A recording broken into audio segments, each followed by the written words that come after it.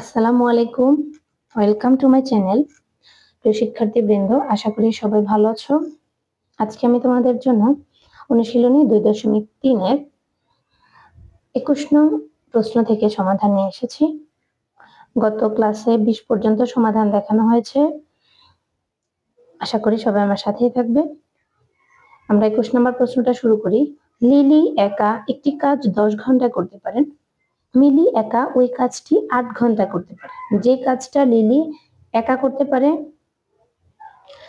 10 ঘন্টায়, সে একই কাজ 8 ঘন্টায় করতে পারে মিলি একা।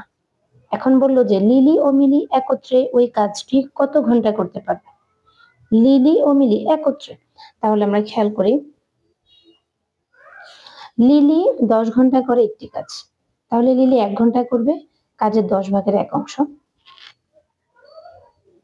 কাজের 10 ভাগের 1 অংশ লিখতে হবে এখানে। এবার মিলি 8 ঘন্টা করে একটি কাজ, তাহলে মিলি 1 ঘন্টা করবে, কাজের 8 ভাগের 1 অংশ। যেখানে সম্পূর্ণ কাজ করে 8 ঘন্টা, তাহলে 1 ঘন্টায় কাজের কিছু অংশ করবে, তার মানে 8 ভাগের 1 অংশ ভাগ হবে এটা। এবার লিলি ও মিলি 1 ঘন্টা, দেখো লিলি 1 ঘন্টা করে 10 ভাগের 1 অংশ, আর মিলি 1 ঘন্টা করে 8 ভাগের 1 অংশ। তাহলে তারা 1 ঘন্টা দুজন মিলে কতটুকু কাজ করে, 1 ঘন্টা একত্রে করে। এটাকে আমরা ভগ্নাংশের যোগে করবো, 10 ভাগের 1 যোগ 8 ভাগের 1। তাহলে 10 এবং 8 এর লসাগু হবে 40। দেখো লসাগু পাশে করে দেখানো হয়েছে। এখন হর দিয়ে ভাগ, লব দিয়ে গুণ। তাহলে 10 দিয়ে যদি 40 কে ভাগ করি, ভাগফল কত? 4, 4 1 গুণে 4। 8 দিয়ে 40 কে ভাগ করলে 5, 5 1 গুণে 5, 5 এ 4 এ 9, 40 ভাগের 9 অংশ। লিলি ও মিলি 1 ঘন্টা করে 40 ভাগের 9 অংশ কাজ, কিন্তু আমাদের বের করতে হবে তারা পুরো কাজটা কতক্ষণে শেষ করতে পারে। খেয়াল করি আমরা, তাহলে লিলি ও মিলি 40 ভাগের 9 অংশ কাজ করে 1 ঘন্টায়। এবার কথাটা আমাদের ঘুরে গেল, যেহেতু আমরা ঘন্টা নির্ণয় করব, কত ঘন্টায় কাজটা শেষ করতে পারে। তাহলে লিলি ও মিলি যদি 40 ভাগের 9 অংশ কাজ করে 1 ঘন্টায়, তাহলে তাদের সম্পূর্ণ কাজ করতে সময় বেশি লাগবে, আর বেশি লাগলে গুণ হবে। খেয়াল করো, যেহেতু এটা প্রথমে ভগ্নাংশটা প্রথম লাইনে এবং সেটা আমরা গুণ করব, তাহলে এটা এখানে কি হবে? উল্টে যাবে, বিপরীত ভগ্নাংশ হবে। যেটা 40 হর চলে যাবে উপরে আর লব চলে যাবে নিচে। আবার এটা যদি আমরা কেউ ডিরেক্ট ভাগ সাজিয়ে দিতে চাই তাহলেও হবে। তাহলে এবার দেখো 9 ভাগের 40, কিন্তু 9 দিয়ে তো 40 কে ভাগ যায় না, বা এমন কোনো সংখ্যা নেই যেটা দিয়ে দুটি সংখ্যাকেই ভাগ যাবে।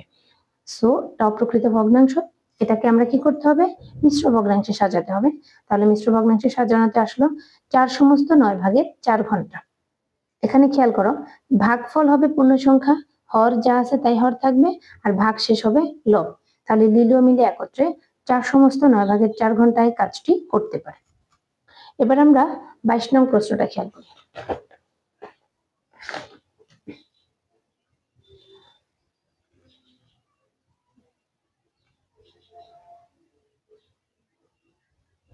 দুটি নল দ্বারা একটি খালি চৌবাচ্চা যথাক্রমে 20 মিনিটে ও 30 মিনিটে পানি পূর্ণ করা যায়। দুটি নল দ্বারা খালি চৌবাচ্চা, চৌবাচ্চা তো আমরা সবাই চিনি, এটা কি হলো? দুটি নল দ্বারা 20 মিনিটে ও 30 মিনিটে পানি পূর্ণ করা যায়। বলছে চৌবাচ্চাটি খালি থাকা অবস্থায় দুটি নল একসাথে খুলে দেওয়া হলো। এটা কিন্তু আলাদা আলাদা, যে দুটি নল দ্বারা একটি খালি চৌবাচ্চা, প্রথম মানে একটা নল দ্বারা 20 মিনিটে পূর্ণ হয়, আর একটা নল দ্বারা 30 মিনিটে পূর্ণ হয়। এখন যদি একসাথে দুটি চৌবাচ্চার দুটি নল খুলে দেওয়া হয়, তাহলে বলছে প্রথম নলটি কখন বন্ধ করলে চৌবাচ্চাটি 18 মিনিটে পানি পূর্ণ হবে। মানে দুটি নল একসাথে খুলে দিবে, আবার প্রথম নলটি কখন বন্ধ করলে 18 মিনিটে পূর্ণ হবে। তাহলে আমরা এখানে দুটি নলের মধ্যে অবশ্যই প্রথম নল ধরবো। প্রথম নল দ্বারা পানি পূর্ণ হয়, চৌবাচ্চা পূর্ণ হয় 20 মিনিটে, দ্বিতীয় নল দ্বারা চৌবাচ্চা পূর্ণ হয় 30 মিনিটে। এটা হচ্ছে ইন্ডিভিজুয়ালি, আলাদা আলাদা করে।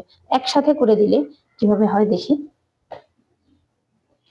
দ্বিতীয় নল দ্বারা 30 মিনিটে পূর্ণ করে একটি চৌবাচ্চা, তাহলে দ্বিতীয় নল দ্বারা 1 মিনিটে পূর্ণ করে চৌবাচ্চার 30 ভাগের 1 অংশ ভাগ হবে। এবার দ্বিতীয় নল দ্বারা 18 মিনিটে পূর্ণ করা যায় কতটুকু? 5 ভাগের 3 অংশ। এটা আমরা ভাগ করছি, 18 কে 6 দিয়ে ভাগ করছি, 3 6 18, 30 কেও 6 দিয়ে 5 6 30, তাহলে এখানে হলো 5 ভাগের 3 অংশ। তার মানে দ্বিতীয় নল দ্বারা 18 মিনিটে পূর্ণ করা যায় 5 ভাগের 3 অংশ, নলের 5 ভাগের চৌবাচ্চার 5 ভাগের 3 অংশ। তাহলে আমাদের চৌবাচ্চার বাকি থাকে কত অংশ? দেখো অবশিষ্ট থাকে, যেহেতু চৌবাচ্চা তো একটি চৌবাচ্চা, তাহলে 1 থেকে 5 ভাগের 3 অংশ যদি বিয়োগ করি, এটা থাকে কত? 5 ভাগের 2 অংশ। তাহলে প্রথম নল দ্বারা একবার সম্পূর্ণ চৌবাচ্চা পূর্ণ হয় 20 মিনিটে, তাহলে 5/2 অংশ পূর্ণ হতে কত মিনিট সময় লাগবে? খেয়াল করো, যেহেতু আর 5/2 অংশ বাকি থাকে 18 মিনিটে পূর্ণ হওয়ার জন্য, তাহলে এটা আমরা কি করলাম, 5/2 এর সাথে 20 গুণ, 20 যেহেতু ডানের সংখ্যাটা উপরেই থাকবে, 5/2 এটা দ্বিতীয় লাইনের ভগ্নাংশ, এটা কিন্তু যেভাবে আছে ওভাবেই হবে, এটা বিপরীত ভগ্নাংশ হবে না। তাহলে 5 দিয়ে 20 কে ভাগ করলে 5 গুণে 5, 4 5 গুণে 20, 4 2 গুণে 8। তাহলে প্রথম নল 8 মিনিট পর বন্ধ করলেই কিন্তু 18 মিনিটে দ্বিতীয় পুরো চৌবাচ্চাটি দুটি নল দ্বারা পূর্ণ হয়ে যায়।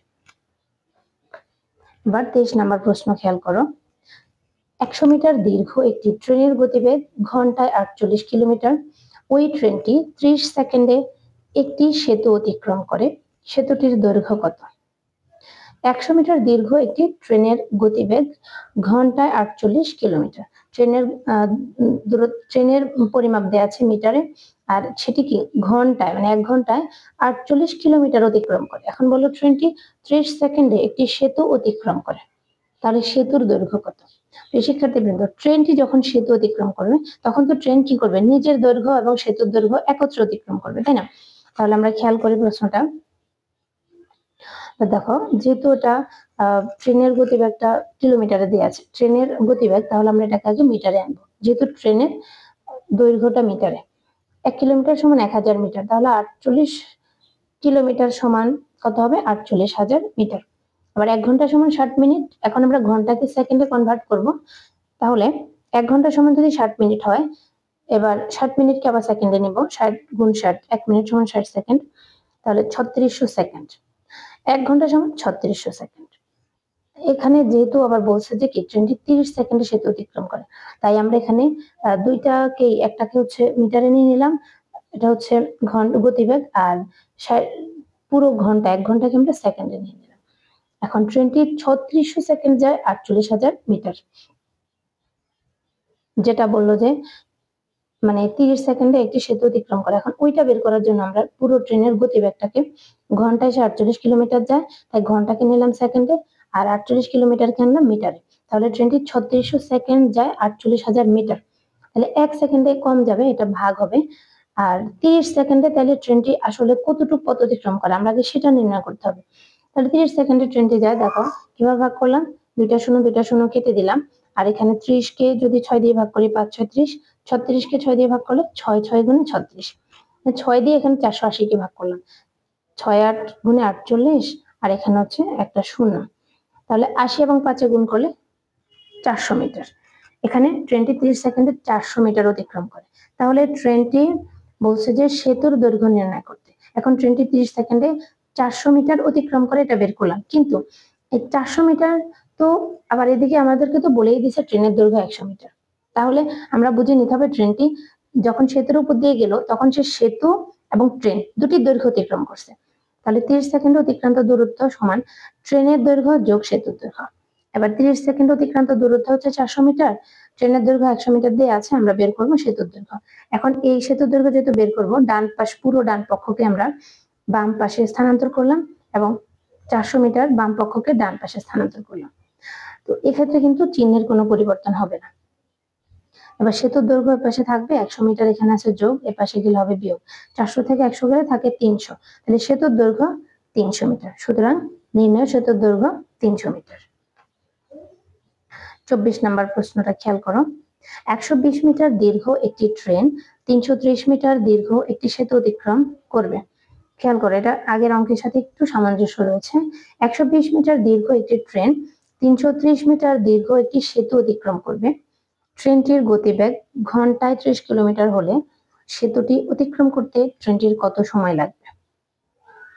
খেয়াল করো, তাহলে ট্রেনটির গতিবেগ ঘন্টায় 30 কিলোমিটার হলে সেতুটি অতিক্রম করতে ট্রেনের কত সময় লাগবে? এখানে আমরা বের করবো সময়।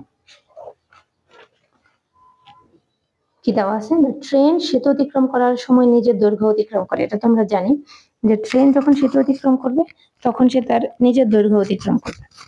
তাহলে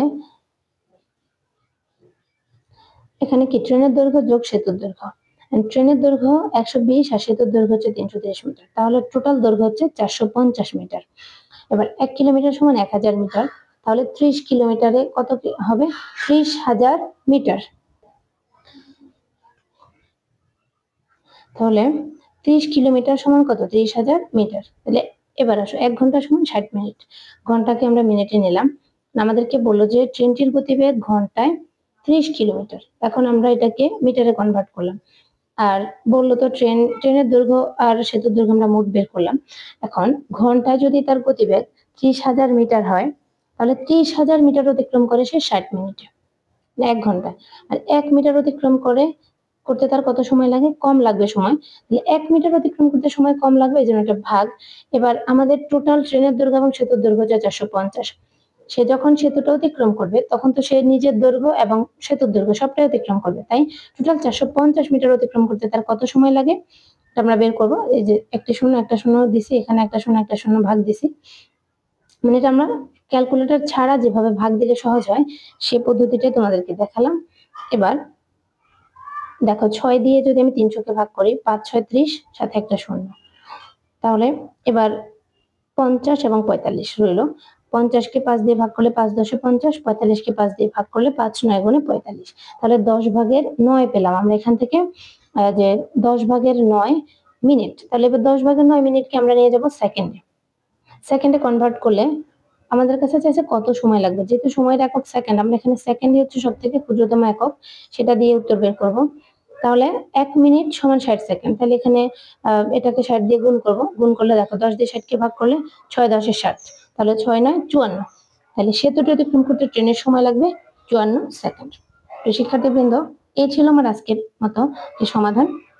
আশা করি সবাই বুঝতে পেরেছ। ধন্যবাদ।